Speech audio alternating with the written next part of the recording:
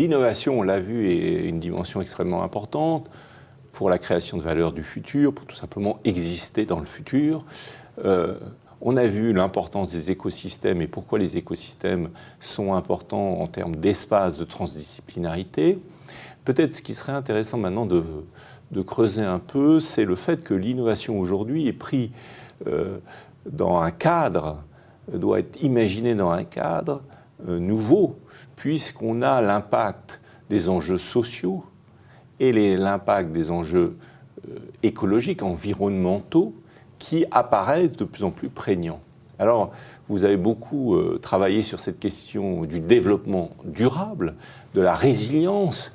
Qu'est-ce que vous pouvez en dire et comment vous voyez en fait le futur de la planète aujourd'hui, au moment, à la veille de la COP21, de la grande rencontre planétaire sur les enjeux du climat, comment l'innovation va résoudre ces grandes questions, celle évidemment du climat et derrière la biodiversité, comme vous disiez, il y a beaucoup de choses invisibles dans cette dimension écologique, et évidemment la question immense de l'emploi, du social en fait, au moment où la robotisation arrive un peu partout sur la planète. Alors le pari que je fais, c'est que l'innovation justement dans la dimension sociale et environnementale peut nous aider à sortir de nos paradoxes. Paradoxe, je prends un exemple. Aujourd'hui, vous le savez, quand on regarde les statistiques, les enquêtes au niveau européen, plus de 75% des Européens pensent qu'en effet, il faut protéger l'environnement, que c'est une priorité politique et que même celle-ci peut passer devant des enjeux dits économiques. Donc ça, c'est au niveau de l'enquête. Et finalement, quand vous voyez au niveau du résultat de l'action, de la transition écologique, sur l'aspiration des gens, sur leur capacité à moins gaspiller, à faire attention ou à entrer dans une démarche plus durable au niveau de leurs actions, vous voyez qu'on n'est pas à 80%, on n'est pas dans ces taux, on n'est pas à 74%. D'ailleurs, l'enquête d'éthicité, qui est une enquête annuelle qui mesure le rapport des Français à cette question d'écologie, montre que finalement, le noyau dur de la minorité active qui est vraiment engagée dans la transition écologique, eh bien finalement n'augmente pas, et la partie des sceptiques, voire des réfractaires, se maintient. Donc là, on est face à un vrai enjeu aujourd'hui, et la vraie question, c'est comment on fait pour débloquer, comment on fait pour finalement faire en sorte que plus de gens soient convaincus, non pas uniquement par la conscience, qui déjà a beaucoup évolué, et ça c'est déjà un des grands atouts que l'on a, puisque notre conscience s'est élargie et beaucoup plus à même de se rendre compte de l'importance de la question de l'environnement, mais on pêche encore par nos actions. Donc l'innovation, eh bien, qu'est-ce qu'elle vient ? Elle vient jouer le rôle justement de déclencheur de nouvelles solutions. Je crois que derrière la question de la transition écologique, en fait, se pose la question de nos modèles économiques, de nos modèles de développement, de nos modèles politiques, de nos modèles civilisationnels. Et donc, ce que nous devons, c'est également réinventer autre chose, c'est-à-dire un autre rapport au monde, un respect par rapport au vivant, mettre vraiment l'écologie au cœur de la création de valeur. Et c'est pour ça que je vois l'innovation comme absolument salutaire dans ce domaine-là, parce qu'à commencer par nous aider à imaginer de nouveaux futurs souhaitables, mais aussi environnementaux. D'où d'ailleurs un travail que j'ai mené récemment dans le cadre de l'université d'Acide, qui est une association de développement durable et communication, qui a vraiment travaillé à partir d'un collectif, justement, pour travailler sur quels pourraient être ces nouveaux mythes, nouveaux imaginaires pour un monde durable. Donc je crois que la question, au-delà de la question du climat, je crois, c'est que l'innovation doit nous amener vers de nouveaux imaginaires. Nous devons d'abord rêver une autre civilisation, nous devons d'abord rêver une autre planète, nous devons rêver d'autres modèles économiques, d'autres modèles sociaux, d'autres modèles plus durables. Et ça passe d'abord par l'envie, par le désir, par cet imaginaire. Je crois que très souvent on me pose la question, On me dit, oui, mais pourquoi on n'agit pas? On n'agit pas parce qu'on n'a pas la vision de ce vers quoi on aimerait aller. Donc je crois que l'innovation peut déjà nous aider à travailler sur nos imaginaires, à rêver des choses. Et quand on dit imaginaire, ce n'est pas uniquement un imaginaire technologique, Smart City ou compagnie, ce n'est pas uniquement un imaginaire économique, avoir des rendements avec de l'argent, etc. Non, ce n'est pas ça. C'est aussi convoquer le beau, convoquer l'esthétique, convoquer le fait que peut-être demain, pour nos enfants, nous avons envie de vivre dans des grandes villes, mais aussi où l'air est respirable, où la nature est encore présente. Donc imaginez comment la nature peut réinterroger nos modes de vie, nos manières de nous développer. Donc je pense que derrière la question de l'innovation se tisse d'abord la question des nouveaux imaginaires, et à partir de là, on pourra mettre en avant des actions. Parce que je crois qu'il ne faut pas du tout négliger le fait que notre rapport au paradigme environnemental, au paradigme de soutenabilité est très pluriel. Il est multiple en fait. On croit trop souvent que tout le monde est d'accord, tout le monde a la même perception de l'environnement, de la planète, du rapport au gaspillage, du rapport à la transition écologique. Or, en fait, moi, j'ai mené un travail de recherche pour montrer que, en fait, ce rapport à la soutenabilité est différent. Il peut être plus ou moins matérialiste, il peut être plus ou moins égocentré, il peut être plus ou moins tourné vers les autres. Vous voyez ? Donc, en fait, chacun aussi peut le porter de manière différente.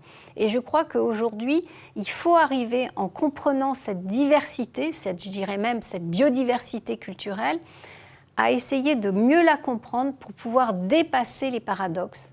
Voilà.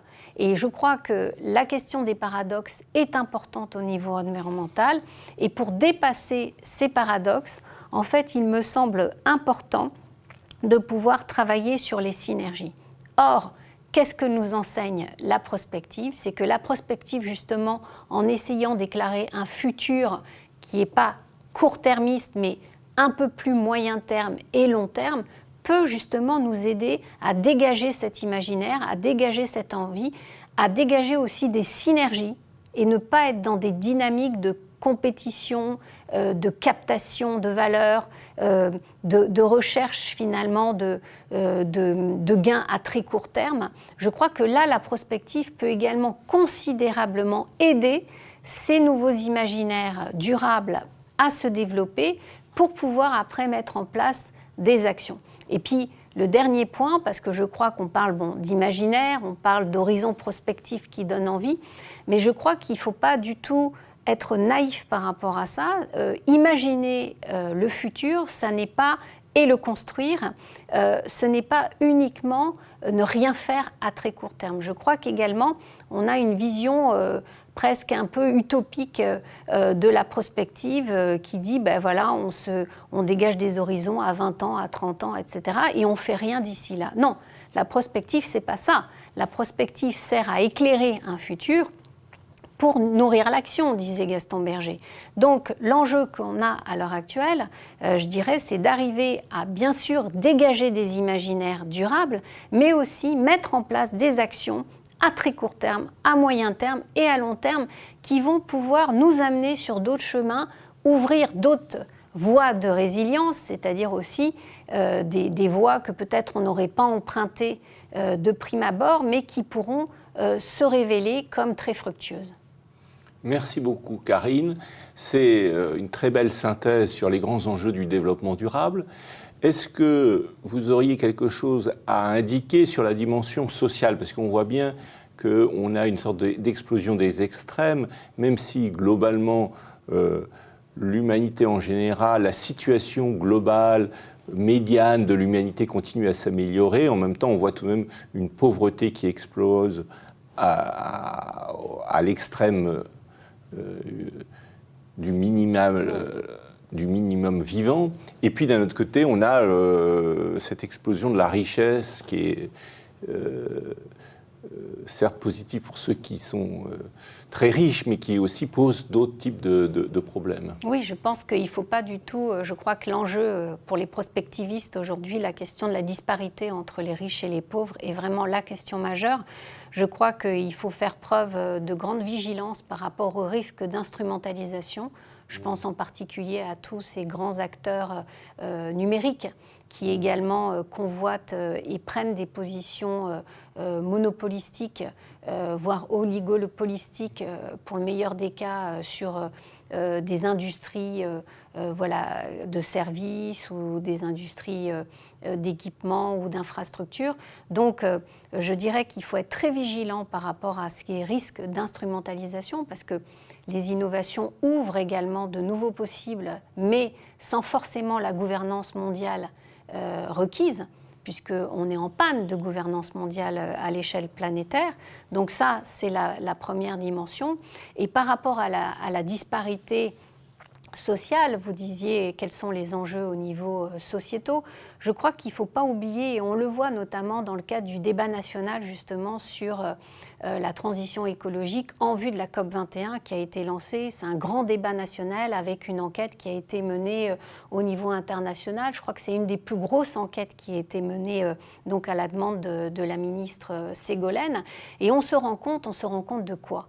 Que les internationaux, que les gens dans le monde ont beaucoup plus envie que nous, Français. Finalement, nous sommes un petit peu réservés, nous sommes un petit peu timorés ou peureux par rapport à toutes ces questions, alors que finalement, on se rend compte que l'élan, et c'était très vrai par exemple quand il y a eu, il y a quelques années, le lancement du Forum mondial pour la démocratie, la démocratie est encore un modèle qui fait rêver, dont ont envie beaucoup de gens. Aujourd'hui, nos modèles économiques de développement, les migrants le montrent. Donc, on a énormément de chance et je crois que très souvent, on ne fait pas assez attention à ce qui se passe dans le reste du monde, à comment les autres personnes vivent.